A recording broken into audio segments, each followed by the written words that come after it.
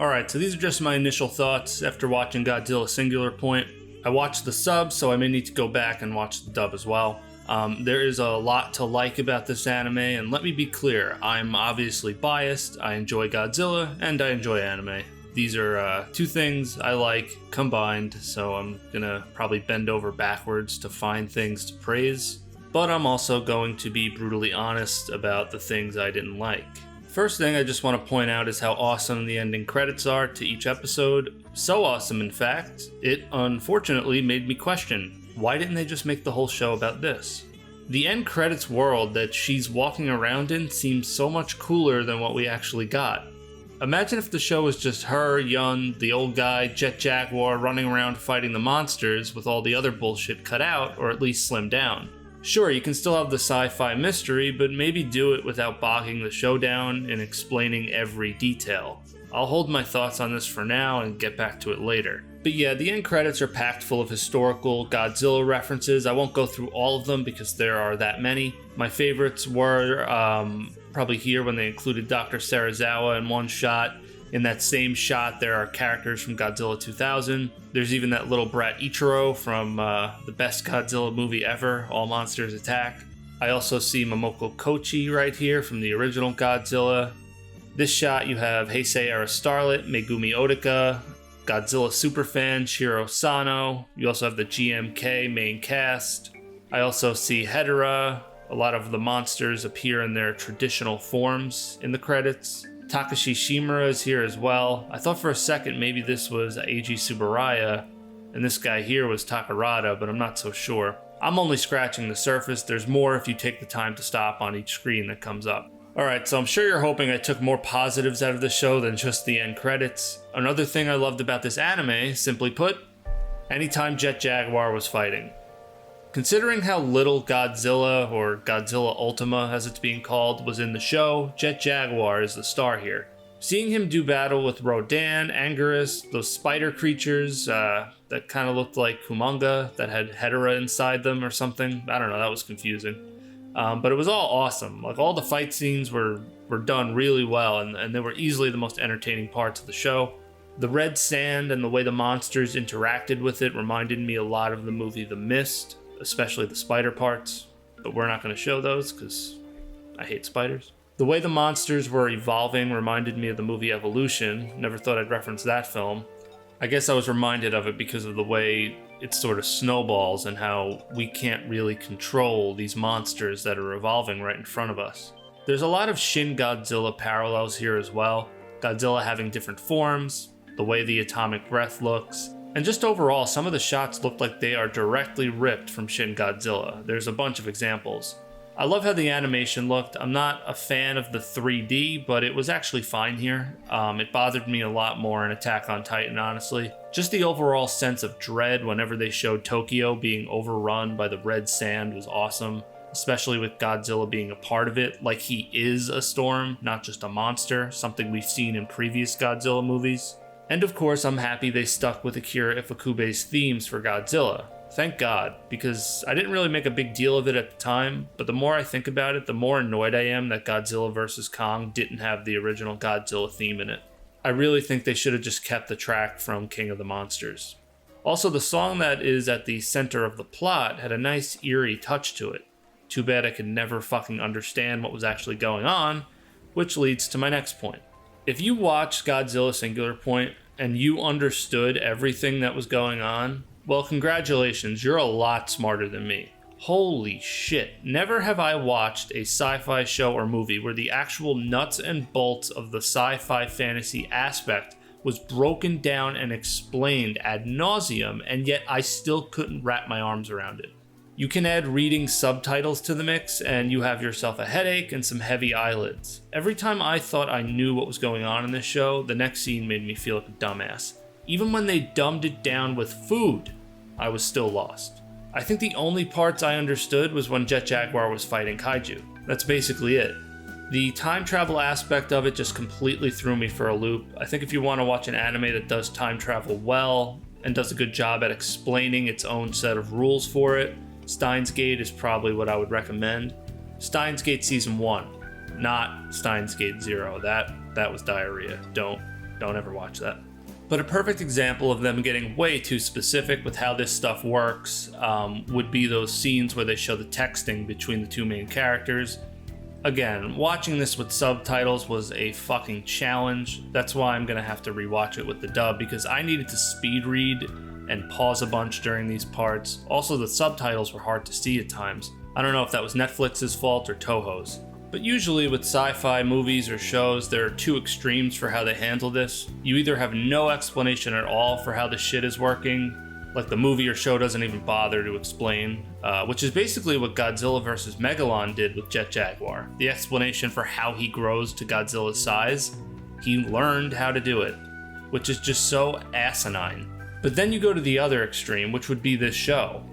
I would swear like 80% of this show is the characters trying to break down how any of this is mathematically possible, trying to figure out the mystery. And it's just, it really comes off as boring. It really does at times. It's fine for a little bit, like them like cracking the code or whatever. But when they're doing it every episode and there are just really, really drawn out scenes of them talking about the minutia of all this, it's just tough to follow. I remember when reading preview articles about this anime, I saw that there were going to be a bunch of characters in it, and that's fine. But this show is only 13 episodes, and it seems like none of these characters ever get explained well. I think I was on like episode 3 or something, and then out of nowhere, this evil-looking guy starts walking around some underground lair with henchmen, and I'm just sitting there like, who the fuck is this guy? And where the fuck are they? But then it turns out that this guy, who looks similar to Mato from Tokyo Ghoul actually, he's actually a good guy. And this journalist guy, who is supposed to be good, is actually bad.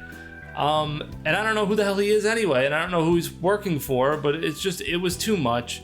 It was just way too many side characters for 13 episodes. You know, I'd prefer if you just gave me 2 storylines if you want, but anything more than that, and I swear at one point I think there were like 4 different groups with subplots going on, but anything more than 2 in such a short show is pushing it.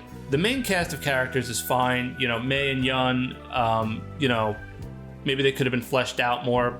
I mean, by virtue of the fact that all we know about them is that they're like probably the 2 smartest people on the planet. I mean, that's literally all we know about them. They're really smart. That's it. The crazy old bastard is basically my spirit animal inserted into the show. That dude just wants to find monsters and fight them with Jet Jaguar, which is what the show should have been a lot more about, because those were the best scenes. And by the way, I have no idea if the old guy died. They never showed people dying on screen, which was kind of frustrating. I'm going to assume he's dead. They didn't show him in the final shot. But then why the hell didn't this muscle guy over here die? He was in the truck with him. And his character actually looks kind of similar to Obi from Fire Force. And I know they had the post-credit scene, which reveals the spooky scientist is still alive, apparently. Well, where the fuck were you this whole time? Could have used your help, you know, saving the world. Wasn't the point of everything he did to stop the catastrophe? So why didn't he appear and help the main characters when pretty much all they were doing this whole time was trying to figure out and get into this guy's head? They were reading his books, they were, you know, doing all this investigating shit, and he was alive the whole time. I don't know, maybe we'll find out in season 2. Maybe he's actually a bad guy and everything they did in season 1 was actually helping the bad guys all along somehow. I'm literally just taking a stab in the dark here, guys. I have no idea. I know we saw Mechagodzilla at the end, so everybody got excited, but I mean, I had a hard time caring because it was like, well, all the monsters are gone now, so why do I care if Mechagodzilla is there? I mean, unless Godzilla comes back somehow, but isn't he like from another dimension? So how does that work? I don't fucking know. Which leads me to the big twist or reveal, which is when Jet Jaguar gets bigger just in time to fight Godzilla. Oh yeah, remember Godzilla? He's in this show. The AI that runs Jet Jaguar that Yun created manages to go back in time somehow, because I guess the AI is the song or the code to the super weapon, which is basically the oxygen destroyer, just with a different name. And yeah, the AI finds out that it was the code all along, or something.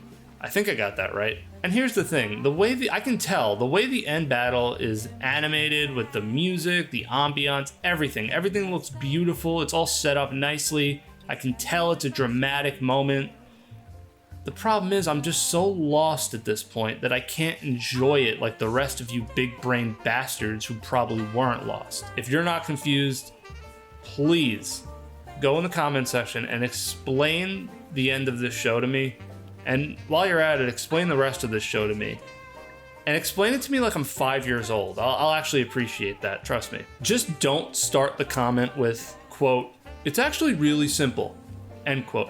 No, it's not fucking simple. It's inherently complex and confusing. Anytime time travel is involved, we leave the simple department. We're no longer there. And we go directly to the paradox section of the department store and the confusing as hell section.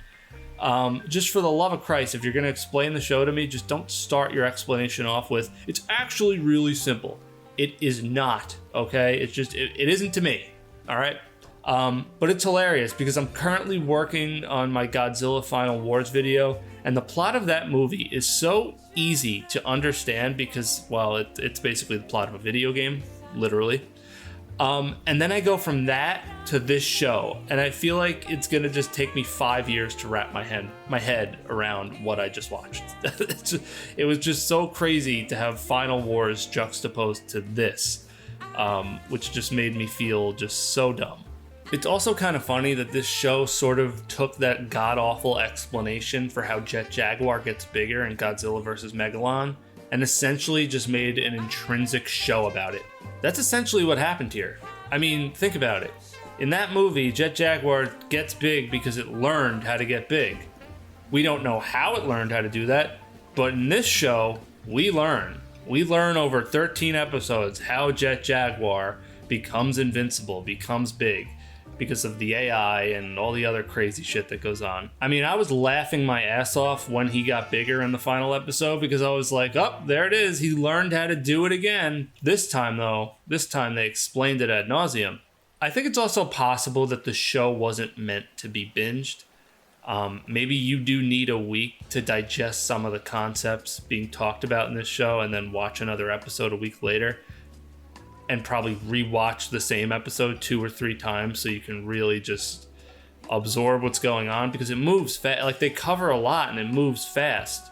You know, binging it in a day or two may be why my brain is just having a hard time with this one. But I'll make sure to watch the dub before I make a history of video about it. I just want to say I thought, you know, there were some good things here. It's just the show kind of got in its own way a lot.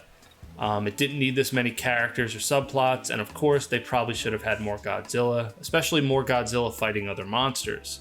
I'm assuming he was fighting the Mondas and the one big Rodan because each kaiju is a singular point fighting for dominance or something. And with each victory, Godzilla's singular point grew? I don't know, maybe I'm slowly figuring the show out. Maybe. I don't know. I don't know how I feel about Godzilla being sort of this Lovecraftian horror entity that is kind of like beyond our means of dealing with. I need to see more of it without all the confusing mystery surrounding everything.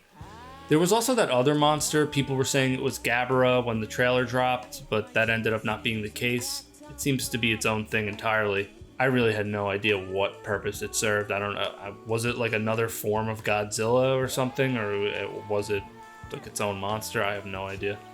I thought Godzilla would maybe fight it, but I guess that would be too simple. This anime made life hard for itself when it didn't have to. That kind of sums up how I feel about it. I think that was actually a line in the show too. Maybe it was self-aware, self-criticizing. I don't know how people are reacting to this show so far. I haven't read any reviews yet. This is just these are my raw thoughts, so if I'm a little jumbled, I apologize. But I bet if this show was called Jet Jaguar Saves the World, it would be getting great reviews because then Godzilla not being in it much wouldn't matter, and we'd see it as a plus that he was there at all. If we get a season 2, I just hope it's a little more straightforward and not so abstract. I normally love ambiguous stuff like this, but like I said, this one just got too engrossed in the details. But alright, so those are my thoughts. I'll get back to work on my Godzilla Final Wars video, and I'll talk to you all next time.